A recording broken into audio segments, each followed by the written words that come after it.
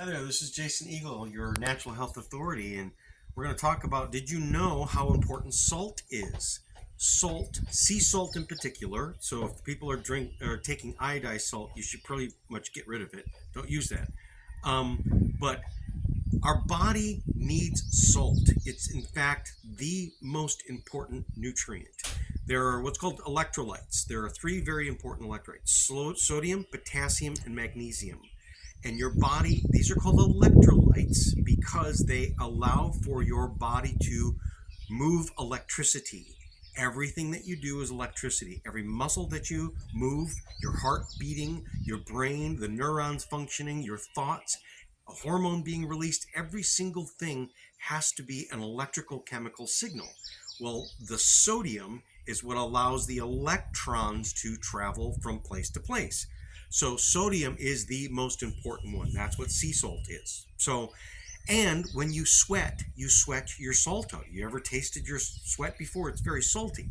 So electrolytes are something that has become more and more common. One of the most common electrolyte that many people think they know about is what's called Gatorade. Gatorade is not really an electrolyte anymore.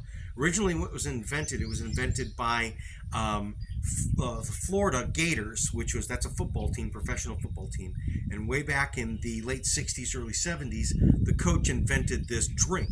Now, when they first made it, the guys didn't like it because it was just salty, and so he put a little bit of sugar in it. But even then, when it went to market, they added so much sugar. So when people go and they say, I'm doing my Gatorade, my electrolyte, it's not electrolyte. Even Pedialyte is not really a very good electrolyte. Sea salt in water. Now, how do you know that you're deficient in salt? What are some of the main symptoms or main signs? One, you're very tired, especially after exertion in the summertime when you've been sweating. If you've been out there working in the garden or playing basketball or doing something that and you sweat a bunch, there are many times people become exhausted because they lose too much salt and they can't get back. It ruins their health for not only months, but it can be years. There have been many people that have actually been marathoners or have been Ironman who have been drinking too much water and not taking a salt or not taking a salt pill, and their heart starts to flutter. That's one of the other symptoms, is that you start to get a fluttery heart. Another symptom is dizziness. One of the classic dizziness, or what you would call an adrenal reaction, is when a person's bending over. Let's say you're picking some weeds, or you bend over, or you're getting up from a chair and you suddenly get dizzy. Or if you're going from lying down to sitting up and you have to sit there for a little while because you're dizzy. Or turn your head quickly, whether it be in the car or in some, like you're looking over your shoulder and suddenly you get dizzy. That's from lack of salt. A lot of people go, well, my doctor has really made me afraid of salt. Well, let me remind you of something: sodium. Okay? Any person that has an emergency where the ambulance is called and they're picked up and they're taken to the emergency room, either it's in the ambulance or it's in the emergency room, 100% of every patient has something put into their arm. What is that fluid that's put into their arm?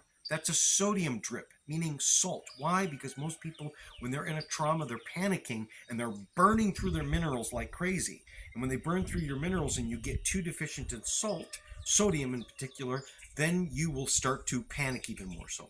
Another sign that a person has low sodium levels is they pee all the time, especially when they drink. They say, I need to be hydrated, and I'm drinking my water and it just goes right through me. Without enough salt, the water will not absorb into the cell. Another thing that a person will feel is that they're thirsty all the time and they drink, but it doesn't satisfy. So taking salt, with especially sea salt, with your water makes the water absorb into your tissues.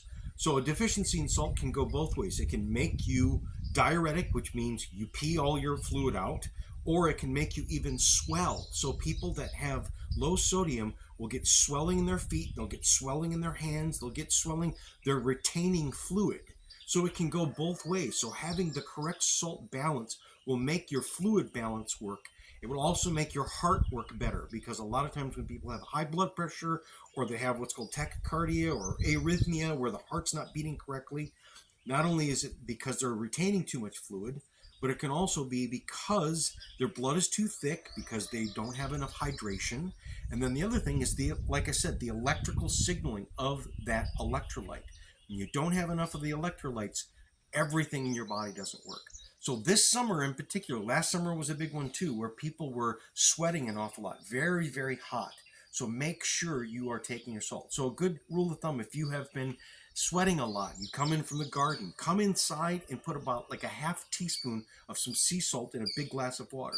If people say, oh, that's horrible, I can't stand it, put a half teaspoon of sea salt in some water, then also put a little bit of, like say for instance, a half of a lemon, and then some maple syrup to taste. Usually about like a teaspoon, maybe even up to a tablespoon of maple syrup, just to sweet. So it kind of tastes like a lemonade, but it's salt. So you're getting the salt in that.